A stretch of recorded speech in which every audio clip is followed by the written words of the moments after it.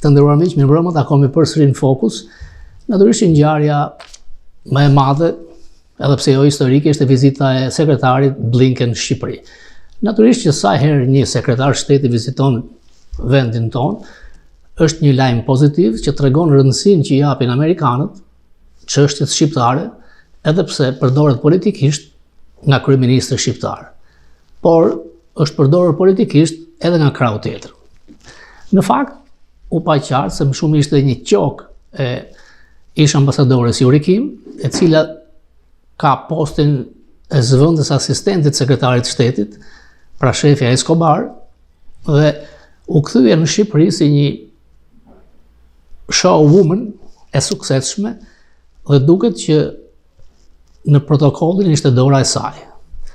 Unë isha në një konferencë shtypi online me disa gazetarë të huaj me zonjën Kim dhe O'Brien, dhe do të jap disa pjesë. Çfarë trip in Europe, the first stop is going to be essentially a day stop in Albania that'll run from about 11 until about 7 or 8 in the evening. And this is really a stop that is going to focus on the future of Albania, the future of the Western Balkans, where you may recall that Assistant Secretary Jim O'Brien recently was there to talk about Bosnia-Herzegovina, but in any case, the future of the Western Balkans and the future of Europe. In all of this, the visit comes as we're kicking off the second 100 years of U.S.-Albania relations. It comes at a time when we want to go and thank Prime Minister Rama and Albania for being our co-pen holder on the UN Security Council from 2002 to 2003. They're now on the Human Rights Council. We want to emphasize and highlight the great cooperation that we have with Albania. We want to thank them for having been a main host of Afghans in need, with the Albanians continuing their historic tradition of giving refuge to those who are in the way of harm's way. So that's what we want to do. There are a few events here. It's a pretty tight schedule. So he'll go and he'll meet with the president, Begay, and then he'll have a meeting with the prime minister. This is not necessarily in chronological order, by the way. But he'll have a bilateral meeting with the Prime Minister, at the tail end of which he'll have a joint press avail. In between that, though, somewhere along the line, he's going to have a lovely encounter with young people, probably about 100 or so folks. And it's noteworthy for a couple of reasons. First is that it's about 100 people who have gone through our various exchange programs, like the Fulbright or the IBLB and any number of other programs. And the venue for that event is going to be the Pyramid.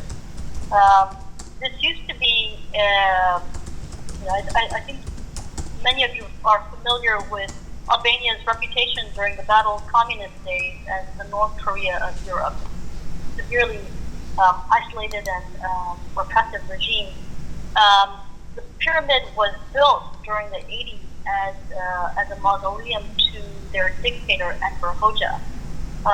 And it's kind of gone through several incarnations since the collapse of communism in 1991.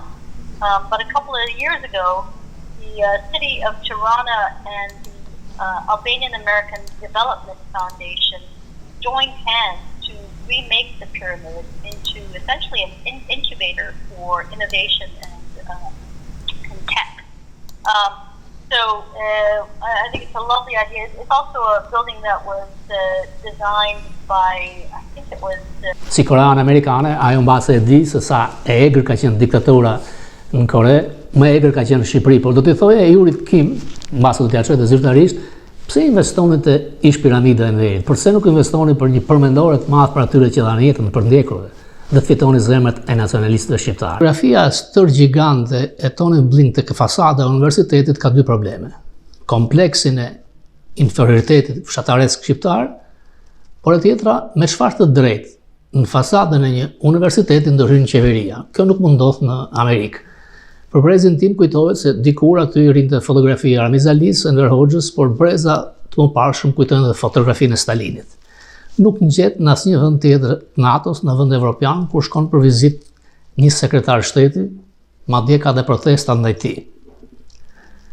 Elozhet e Blinkenit ndaj kryeministit shqiptar duhen parë me një rezervë. Fakti që refuzoi drekën, sepse na ishte thënë në protokoll, në bisedën me Jurikin, apo edhe darkën, tregon që nuk ka qenë aq miqësore, edhe pse Tony Blinken njihet për lidhjen që ka me familjen Soros, por kur vjen në Shqipëri, vjen si përfaqësues institucional.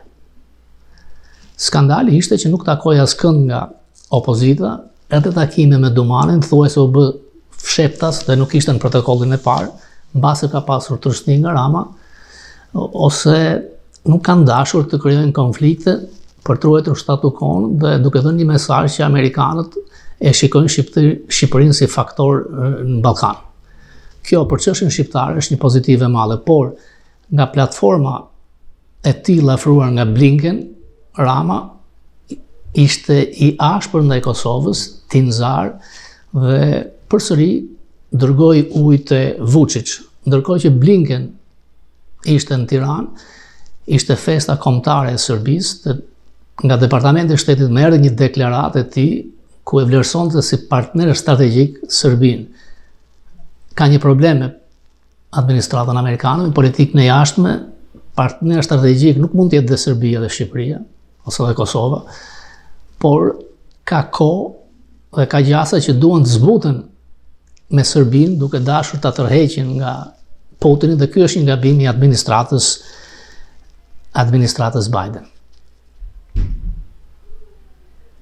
Dyshja më e keqe e diplomacisë amerikane është Biden-Blinken. Bob Gates ka thënë që në 40 vitet e fundit, në të gjitha vendimet e politikës jashtme, Biden i ka qenë i gabuar. Si senator ka votuar kundër Reaganit, i cili ka qenë i afër ndaj Bashkimit Sovjetik. E njëjta gjë ka ndodhur dhe me Blinkenin, që është një përkëdhelur i Bidenit, stafieri i tij në Senat, dhe kur u afrua nominimit i për numrin 2 Departamentit Amerikan të Shtetit, McCain e kundërshtoi duke e quajtur të pakualifikuar, mediocre dhe gjithmonë gabim politikën e jashtme. Tony Blinken, who is not only unqualified, but in fact, in my view, one of the worst selections of a very bad lot that this president has chosen. I hope that many of my colleagues will understand that not often do I come to the floor to oppose a nomination of the President of the United States, because I believe that elections have consequences. In this case, this individual has actually been dangerous to America and to the young men and women who are fighting and serving it. Mr. Blinken has been a foreign policy advisor to Vice President Biden since his days in the Senate. But as Robert Gates has noted, Mr. Biden has been, quote, wrong on nearly every major foreign policy and national security issue over the past 4 decades. At the Special Operations Fund annual meeting on May 6, 2013, Mr. Blinken discussed a number of the administration's achievements, including 1, ending the war in Iraq responsibly, 2, setting a clear strategy and date for the withdrawal from Afghanistan, 3, decimating al-Qaeda's senior leadership, and 4, repairing our alliances and restoring America's standing in the world. That is as Orwellian as any statement I have ever heard. On every issue, the conditions are a far cry from the so-called achievements that Mr. Blinken describes.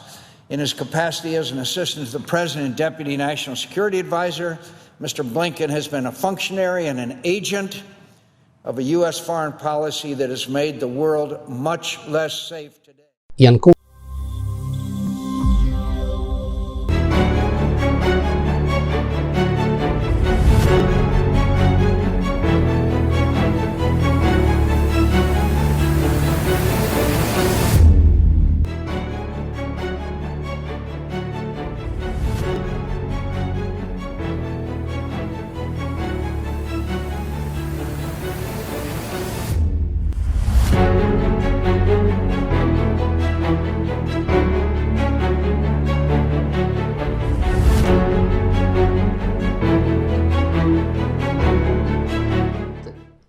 Në sentencën e gjyqtares në Washington dhe McGonigal, mbrojtja ka kërkuar që nivelin ndëshkimit të zbres në nivelin 4, pra të ketë nga 1 muaj deri në 7 muaj burg.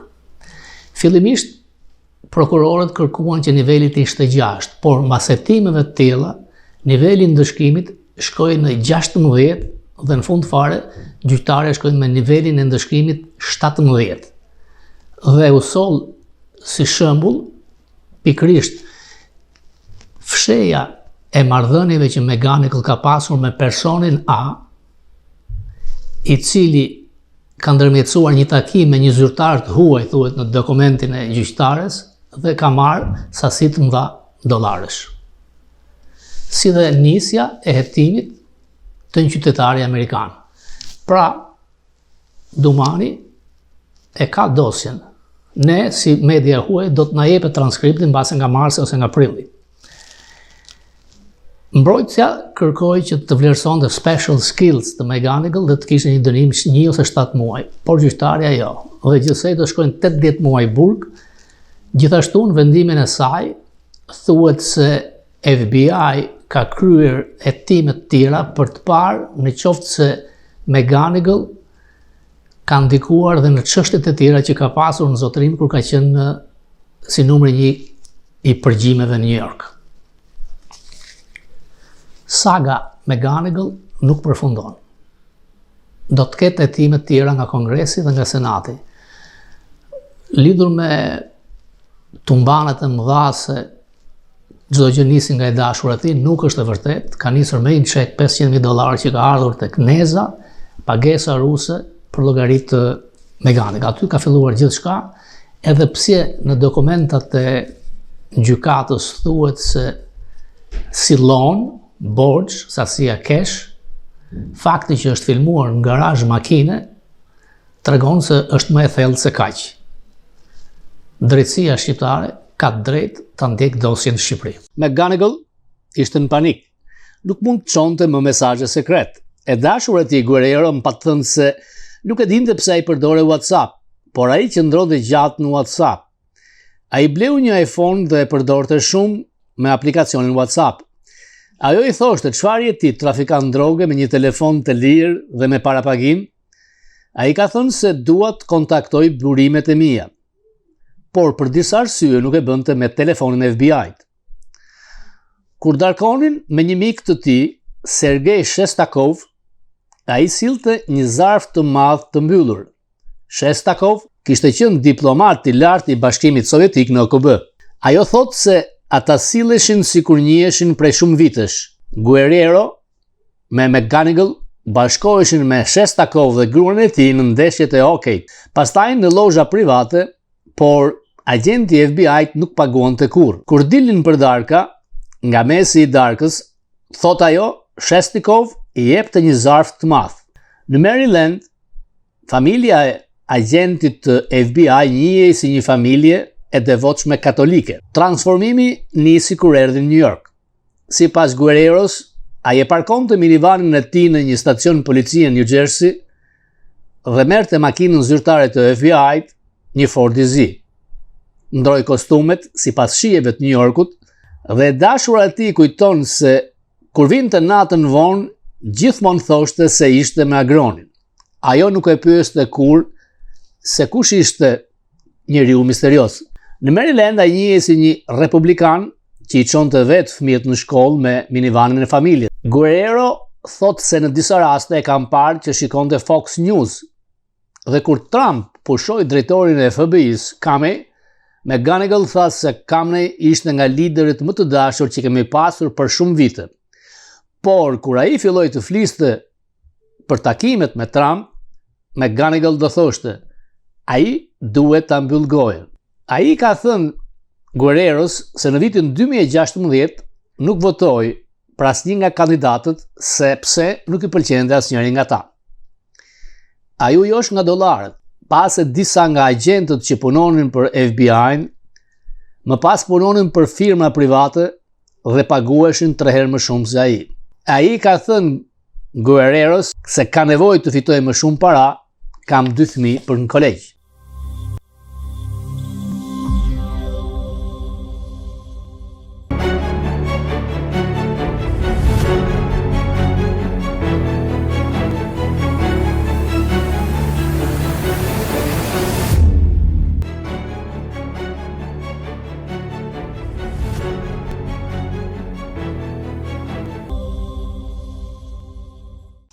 McGonigal do jetohet që nga viti 2005. A është ai një spion rus? Në shkurt vitit 2003, shefi i inteligjencës për princin e Monakos i paraqiti FBI-t hetimet për një kolonel amerikan dikur në agjencinë ushtarake të zbulimit. Ai po spiononte për rusët dhe kishte bërë pastrim parash me tregtarin rus të armëve Viktor Bot mes një kompanie në Monaco, Pastor International. Ai thotë se unë e njihja Charlin nga vitet 2003-2005, kur ishte përgjegjës i kundër inteligjencës në zyrat qendrore të FBI-s në Washington DC. FBI-a bëri kontrollet e zakonshme dhe formalisht hapi një hetim që ju caktua McGonigal. Mbas 2 vitesh dhe kur dilnin aktivitetet të shumta kriminale që unë i dëshmova, dhe u duk se agentët e FBI po bënin progres thelbësor, McGonigal në mënyrë të pashpjegueshme mbylli hetimin e FBI-s. Ai më tha mua, edhe pse dukej e qartë që çështja e spionazhi, ai do t'ia kalonte çështjen IRS, agjencisë të taksave, dhe ata do ta ndiqnin për parregullsi financiare. Zoti Robert Eringer thotë se kjo për mua nuk kishte asnjë kuptim atëre, por as edhe sot. Sepse edhe sikur agentët special të FBI-t në zyrat e Los Angeles ta kishin ngushtuar hetimin për pastrim parash, fillimisht duke i haptas spionazh, ende do të mbetej brenda FBI-t për hetim, si dhe tek prokurorët amerikanë për të vlerësuar meritat që të ngrinin akuzë. I shefi inteligjencës së Monakos thotë se duhet konsideroj mundësinë se McGonigal ishte kompromentuar nga rusët qysh asaj kohe dhe për llogaritë tyre mbylli hetimin ndaj një spioni rus të nivelit lartë.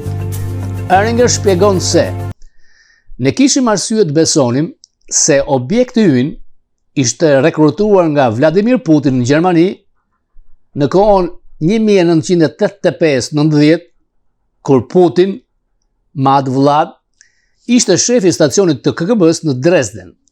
Objekti i hetimit ishte ushtarak i lartë amerikan në bazën ajrore amerikane në Ramstein, Gjermania perëndimore 200 milje larg ku operonte nën koloneli Putin, dhe detyra e tij ishte të rekrutonte personel ushtarak amerikan, të cilit kishin akses të inteligjenca super sekrete. Objekti ynë, koloneli amerikan, mbikëqyrte fluturimet e rikognicionit mbi Bashkimin Sovjetik, U-2 dhe SR-71. McGonigal kishte si hipotezë se objekti ynë njinte dikë nga bordi i këshilltarëve për kundërzbulimin për presidentin nga koha kur ai vetë merrte pjesë në takimet e bordit. Dhe ai mund të darkonte dhe të pinte verë me atë individ, të merrte vesh çdo gjë që ishte biseduar në bord, duke ja raportuar rusëve, mbase vetë tek zoti Putin. Objekti ynë zhvilloi një lidhje personale miqësore me presidentin rus. Eringer mendon, vallë, a e transferoi McGonigal hetimin ton te IRS apo e fsheu? Ai nuk bëri asnjë përpjekje të më prezantonte mua me cilin do që merrej me hetim të IRS-i, në atë kohë unë isha oficer kontakti me FBI-n. Asgjë nuk ndodhi. Hetimi u vra. Eringer thotë se veç mas 4 akuzave për pastrim parash, McGonigal është akuzuar se ka marrë $225,000 nga një individ dikur i punësuar në një agjenci të huaj spionazhi, një lidhje kur ai ishte në FBI 2016-2018, pra ai ka punuar në të mirë të interesit të tij kur ishte punësuar nga qeveria amerikane. Është e mundshme se një zyrtar i lartë i kundërzbulimit në FBI të ketë qenë në bordero pagimi nga Moska të paktën për 20 vjet. Nëse është e vërtet, e çon te niveli tradhtarit, të CIA-s Aldrich Ames apo tradhtarit të FBI-t Robert Hansen. Ai ka bërë shumë dëm.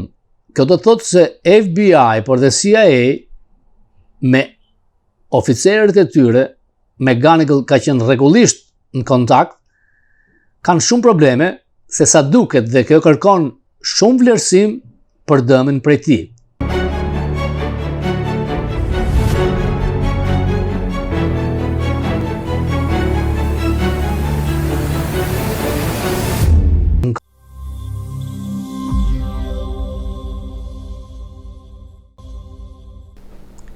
Në 8.000 faqe përgjime të skandalit të shefit të zbulimit dhe të kundërpërgjimeve në New York, del thellësisht i zhytur kryeministri Rama.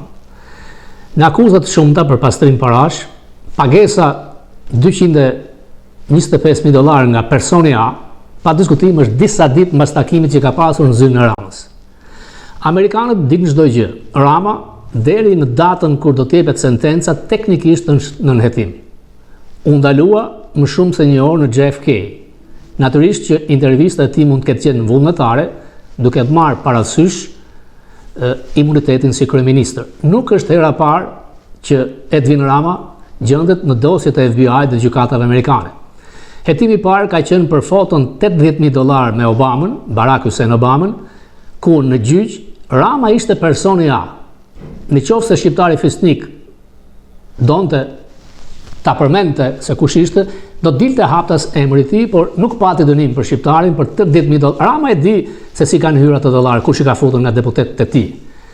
Lidhje me McGonigal, amerikanët kanë përgjuar jo vetëm McGonigal, por dhe zyrën e kryeministrit Rama, sepse si kanë dalë në dosjen hetimore se çfarë është thënë në zyrën e kryeministrit. Një rol shumë të keq ka dhe Duçka, i cili është i lidhur se me kinezët dhe me Hunter Biden. Nuk përfundon me kaq saga McGonigal, sepse Kongresi Republikan ka kërkuar hetime lidhur me mundësinë që ai të ketë qenë i thellë në spionazh me rusët. Ka lidhje me Hunter Biden, pra mund të ketë hetime të reja. Diçka tjetër që doli lidhur me hetimet që ai ka nisur ndaj Muzin, janë mbyllur hetimet ndaj Muzin, por FBI thotë që me informacione të reja, hetimet mund të fillojnë përsëri. Sa për Bashën, deklarata e Blinken dhe Departamentit Amerikan të Shtetit që $500.000 edhe nga Rusia, kjo dihet. Nda jo më kot, Basha as nuk uftua tek mjezi lutjeve dhe as nuk konsiderohet më si kryetari i opozitës. Ardhja e Blinkenit për shqiptarët është një augur i mirë sepse vjen sekretari i shtetit. Fakti që nuk takon përfaqësuesit e Fokus tregon që nuk pengohet më PD-ja reale. Dumani edhe mund ta ketë marrë dosjen e McGonigal. Është një detyrim kushtetues i tij. Ma ka thënë gazetari Dan Friedman që prokuroria shqiptare ka të drejtë të kërkojë dosjen hetimore në FBI. Ne si media do të marrim ato që do të na jap gjykata. Shpresoj nga prilli do dalit transkripti i sentencës, mbasi bëri marrëveshje, nuk patëm gjyq dhe mospatja e gjyqit krijoi që Rama të mos thirret si dëshmitar në gjyq. Por Rama është thellësisht i zhytur në korrupsion dhe a mendoni se FBI, DOJ po mbulon skandalin e McGonigal? Për ne shqiptarët, këto marrëveshje, deals, krijon idenë se drejtësia nuk zbatohet ashtu si supozohet funksionojnë. Pra, gjykatat jap drejtësi. Nuk besoj se po e bëjnë, por ata duan ta ndëshkojnë se ka shumë korrupsion te ai. Ai pranoi që është fajtor dhe do të marrë ndëshkim më të vogël sa i takon.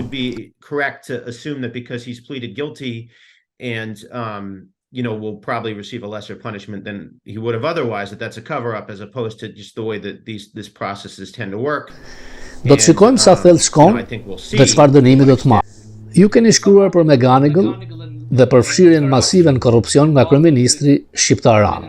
Si ju duket për ju? Përfshirja e një kryeministri të një vendi të vogël si Shqipëria me një zyrtar të lartë si FBI, a tregon se ka korrupsion kudo? Po, ne nuk shkuam deri në atë pikë që duhej. Ne e dinim se ai ishte paguar nga dikush që kishte lidhje me Ramën.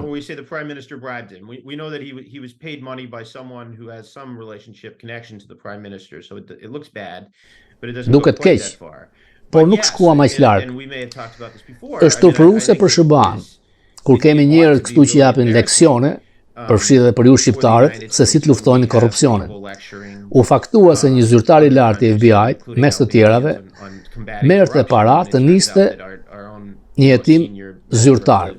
So through 2018, Charles McGonigal held one of the most important positions in U.S. counterintelligence. He was the special agent in charge of foreign counterintelligence at the New York field office of the FBI, which is their biggest field office, about 2,000 agents. And it's very important because it covers New York City, where you have United Nations headquarters and all the foreign missions and consulates that go along with that. So an enormous number of foreign government officials, including folks from places like China, Russia, North Korea, Cuba, Iran, that are there in New York City. He got charged in 2 separate indictments, one in Washington and one in New York City. The one in Washington charges him with accepting $225,000 at least from foreign governments, including those of Albania and Bosnia, in return for doing official acts for them while he was still in the FBI, which is obviously criminal. And he made false statements about that on his annual financial disclosures, for example, to the FBI. In New York, he was charged with sanctions violations and money laundering for doing work with a sanctioned Russian oligarch who he'd previously investigated after he retired from the FBI. Ka pasur një takim 7 orë me 7 krerë të inteligjencës, nga CIA, nga zbulimi i Pentagonit, Këshilli i Sigurisë Kombëtare, dhe 7 orë ka dhënë informacione pafund ato që duan amerikanët. Kështu përpilojnë dosjet. Mendoj që mesazhi është dhënë Ramës për tu mënjanuar gradualisht. Vizita e Blinken është diçka normale, kanë ardhur shumë sekretarë shteti, por nuk i ngjat as pak, nuk ngjason me vizitën e James Baker, brezi me kujton, kush kanë ndryshuar, shqiptarët apo Amerika? Shqiptarët nuk kanë ndryshuar, ne jemi pro-amerikan. Departamenti Amerikan i Shtetit, fatkeqësisht, shpeshherë me politika tuakiste, ka mbështetur dhe ish komunistët. Por mendoj që e ardhmja i takon forcave nacionaliste. Dhe me një fitore të presidentit Trump, diçka do të ndryshojë, sepse do të jetë shumë i ashpër me Departamentin Amerikan të Shtetit, dhe atëre Ministria e Drejtësisë Shqiptare do të kërkojë ligjërisht me fletë polici për të marrë dhëna nga hetimet e thella ku është zhyrë shumë kryeministri ynë.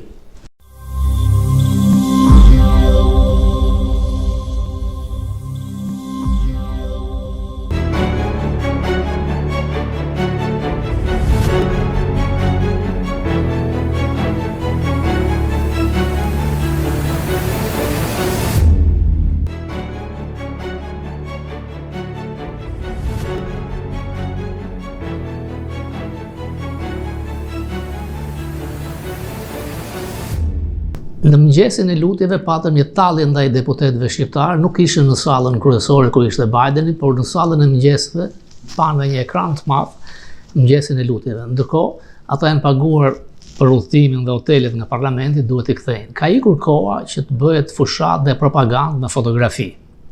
Amerikanët këtë e kanë kuptuar. Dhe më mirë vonë se kur.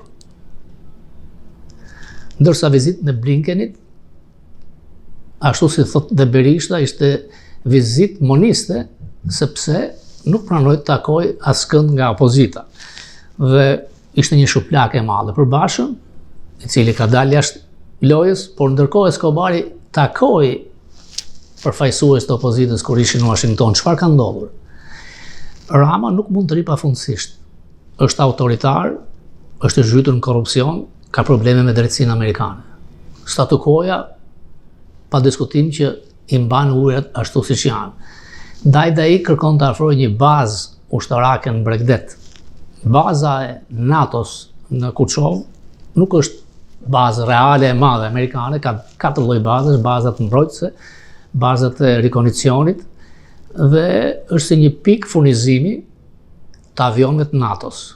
Mund zgjerohet? Mund. Personeli do të jetë i vogël. Baza që kërkon Rama, që në fakt do të jetë bazë amerikane, do të jepte një mbrojtje më të madhe Shqipërisë dhe një qetësi Ramës që tregohet luajal me amerikanët, por duke pritur që skena politike amerikane të ndryshojë me zgjedhjet e nëndorit, gjithçka ndryshon dhe mund të kthehet fryma në favor të opozitës shqiptare, sepse ka një çmim.